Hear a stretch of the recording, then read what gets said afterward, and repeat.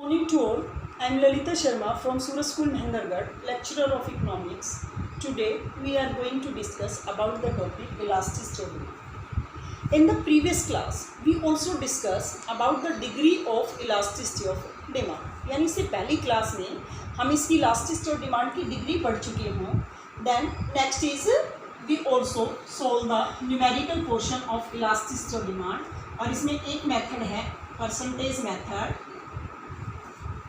या it is also called the proportionate method.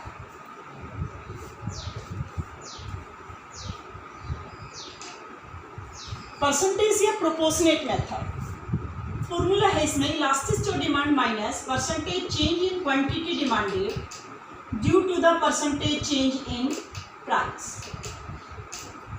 So rectify करके हमारे पास ये सेकंड फॉर्मूला आएगा P upon Q into change in Q upon change in P. Then how we can find out the value of change in Q? Change in Q, it is the Q1 minus Q, यानी new quantity minus initial quantity, and change in P is the P1 minus P, यानी new price minus initial price, जिससे हम change in Q और change in P की value find out कर सकते हैं. And why we show the negative sign? Because price and demand are negatively related. अब one by one हम कुछ तीन चार प्रकार के इसमें न्यूमेरिकल पोर्शन आते हैं. जैसे एक सिंपल वे में अगर न्यूमेरिकल पूछा जाता है, जैसे क्वेश्चन है if a consumer purchase 100 units of a good at A price of ₹10 per unit, यानी 10 रुपये कीमत पर एक कंज्यूमर उस वस्तु की 100 यूनिट्स परचेज करता है.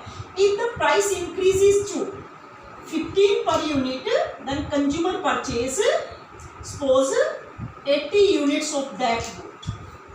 यानी जब प्राइस बढ़कर 15 रुपये हो जाता है तो कंज्यूमर उस वस्तु की 80 यूनिट्स परचेज करता है. Then find out the elasticity of demand. तो हमें क्या फाइंड आउट करनी है? Elasticity of demand find out करनी है. तो हमारे पास P क्या है? इनिशियल प्राइस क्या है? 10. P1 क्या है? 15. Q की वैल्यू क्या है? 100 and Q1 it is equal to 80. हमारे पास सभी वैल्यू है. Elasticity of demand is equal to minus P क्या है? 10 Q 100 मल्टीप्लाई. इसके बाद हम चेंज की वैल्यू निकाल सकते हैं. चेंज इन Q क्या आ जाएगा? Q1 minus Q. Q1 की वैल्यू 80 है, Q 100 है, तो ये आ जाएगा 80 minus 100 it is equal to minus 20 and change in P it is equal to P1 minus P, यानी 15 minus 10 it is equal to 5.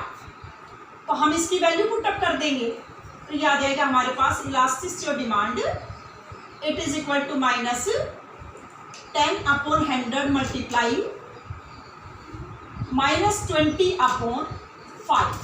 अब इसको सोल्व कर लेंगे. माइनस से माइनस डिडक्ट हो जाएगा, 0 से 0 डिडक्ट हो जाएंगे, तो ये आ गया हमारे पास 2 upon 5. It means 0.4. It means elasticity of demand कैसी है? इनइलास्टिक है. 1 से कम आ जाए तो इनइलास्टिक, यानी less than 1 it means inelastic. When price change there is a less changes in demand. Then next numerical is, ये तो था सिंपल न्यूमेरिकल. इसके बाद अगर हमें एक वैल्यू परसेंटेज में गिवन है और एक एब्सोल्यूट वैल्यू गिवन है, then first of all we convert the absolute value into the relative value. जैसे for example if the price of the commodities increased by 10%, जो वस्तु की कीमत है वो कितने परसेंट इंक्रीज हो जाती है? It means percentage change in price है हमारे पास 10. It means when price changed by 10%, then quantity demanded also decreases to 100 to 80 units. तो उसकी जो क्वांटिटी है वो 100 से 80 यूनिट्स हो जाती है. इट मीन्स Q की वैल्यू क्या हमारे पास? Q it is equal to 100 और Q1 की वैल्यू क्या है? 80. तो इसको परसेंटेज में कन्वर्ट करने का फॉर्मूला होता है कि अगर हमें चेंज इन P को परसेंटेज में कन्वर्ट करना है तो यह आ जाएगा change in P upon P multiply 100. Change in P क्या होता है, या हम यहाँ पर लिख सकते हैं P1 माइनस पी। इसी प्रकार से क्वांटिटी को अगर परसेंटेज में कन्वर्ट करेंगे Q1 minus Q upon Q into 100, right. तो हमें क्वांटिटी को कन्वर्ट करना है, तो इस फॉर्मूले से कर सकते हैं percentage change in quantity. It is equal to Q1 कितना है 80 माइनस 100 अपॉन 100 मल्टीप्लाई 100, ये आ जाएगा -20 अपॉन 100 मल्टीप्लाई 100। इट मीन्स 100 से 100 डिडक्ट हो गया, कितना आ गया -20। तो हमारे पास आ गया परसेंटेज चेंज इन क्वांटिटी कितना आ गया -20। तो हम ये फॉर्मूला पुट अप कर सकते हैं, तो ये आ जाएगा elasticity of demand is equal to minus percentage change in quantity demanded due to the percentage change in price. तो elasticity of demand is equal to minus change percentage change in quantity कितना है 20 -20, और ये 10 minus से minus deduct हो जाएगा, तो हमारे पास कितना आ जाएगा elasticity of demand is equal to 2 आ जाएगा। सेकेंड कॉन्सेप्ट ये था।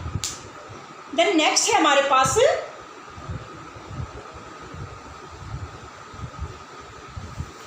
If we have given the elasticity of demand, अगर हमें इलास्टिसिटी ऑफ डिमांड गिवन है तो इसमें से एक वैल्यू मिसिंग मिलेगी, उस वैल्यू को हमें फाइंड आउट करना पड़ेगा। ये है suppose a consumer purchase suppose 50 units of a good at A price of ₹10 per unit. 10 रुपये कीमत पर एक कंज्यूमर वस्तु की 50 यूनिट परचेज करता है। If the price decreases to ₹8, then how much quantity the consumer purchase if the elasticity of demand is equal to 2? अगर elasticity of demand 2 है तो वो 8 रुपये कीमत पर कितनी क्वांटिटी वो कंज्यूमर परचेज करेगा, ये हमें फाइंड आउट करना है। तो ये देखो P कितना है 10, P1 कितना है 8, Q कितना है 50 एंड Q1 की वैल्यू हमें फाइंड आउट करनी है। इलास्टिसिटी ऑफ डिमांड हमें गिवन है 2, तो हम इसकी वैल्यू फाइंड आउट कर सकते हैं। Elasticity of demand is equal to minus P upon Q into change in Q upon change in P। ये 2 है। अगर एक बात और, अगर हमें इलास्टिसिटी ऑफ डिमांड माइनस में गिवन है then we does not show the negative sign, तो हम ये नेगेटिव साइन दोबारा से शो नहीं करेंगे। अगर पॉजिटिव है तभी ये नेगेटिव साइन शो करेंगे, लेकिन अगर इलास्टिसिटी ऑफ डिमांड माइनस में है तो हम माइनस को दोबारा से शो नहीं करते हैं, ये बात भी ध्यान रखना। तो माइनस आएगा यहाँ पर, P कितना है 10, Q कितना है 50 मल्टीप्लाई। अब हमें चेंज इन Q निकालना है, तो चेंज इन Q इससे निकालेंगे। चेंज इन Q क्या आ जाएगा हमारे पास, Q1 नहीं दिया हुआ तो एज इट इज लिख लो -50, ये हमारे पास चेंज इन Q की वैल्यू आ जाएगी। और change in P it is equal to P1 कितना है 8 minus 10 it is equal to -2। इसको पुट अप कर लो, Q1 -50 अपॉन -2, माइनस से माइनस डिडक्ट हो जाएगा, प्लस हो जाएगा ये माइनस साइन, 2 0 से 0 डिडक्ट हो जाएगा, अब डिडक्ट नहीं होगा ये, तो ये आ जाएगा Q1 -50 अपॉन 5 मल्टीप्लाई 2 10।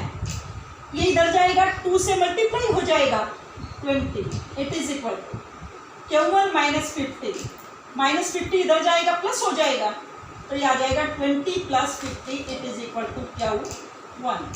सो Q1 की वैल्यू कितनी आ गई हमारे पास 7। तो इस तरह के न्यूमेरिकल पोर्शन इसमें पूछे जाते हैं। इसमें रिवेन्यू के कॉन्सेप्ट भी पूछे जाते हैं। जैसे अगर हमें रिवेन्यू गिवन है तो हमें क्वांटिटी फाइंड आउट करनी पड़ेगी। जैसे लास्ट इसमें एग्जांपल है, टोटल रिवेन्यू में टोटल एक्सपेंडिचर गिवन होता है।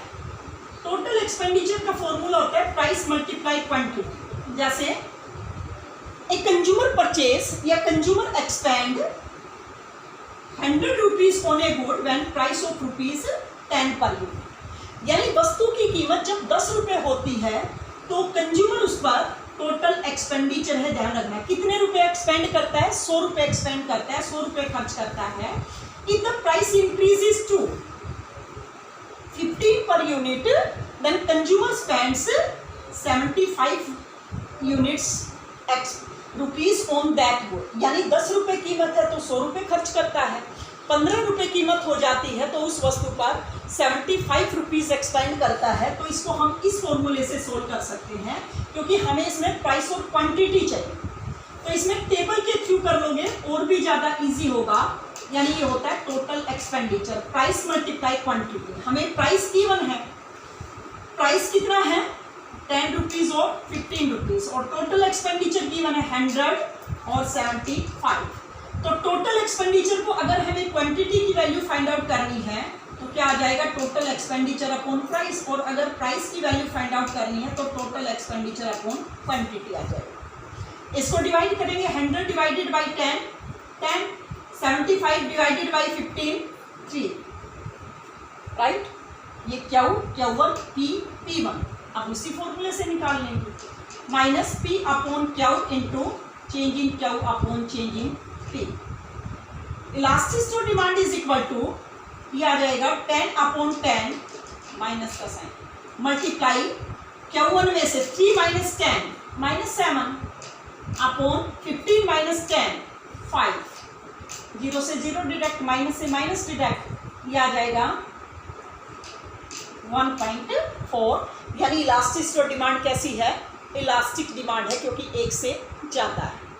So that's all for today. For the further connection, please connect our YouTube channel. Thanks and have a nice day.